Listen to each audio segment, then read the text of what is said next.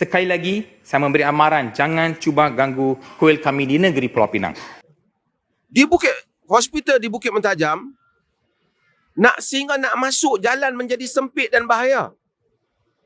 Dibina kuil betul-betul pada jalan masuk hospital.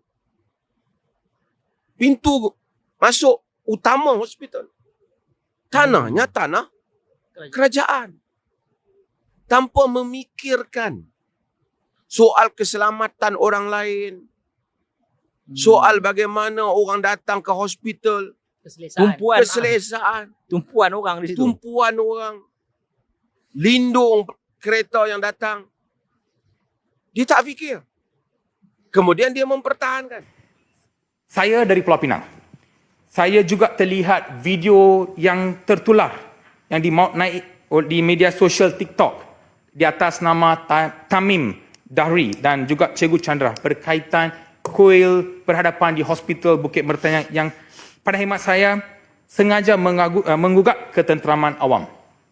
Saya nak nyatakan di sini, kuil ini dibina sebelum kemerdekaan negara dan semasa hospital ini dibina. Ini adalah satu kuil warisan yang lama dan jangan cuma memainkan sentimen perkauman untuk sentimen perkauman yang menggunakan kuil berkenaan.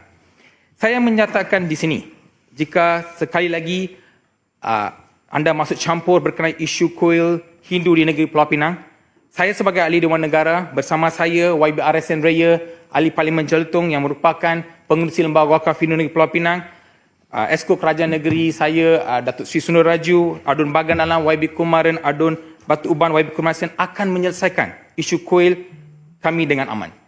Jangan cuba mengganggu negeri kami. Sekali lagi, saya memberi amaran, jangan cuba ganggu kuil kami di negeri Pulau Pinang.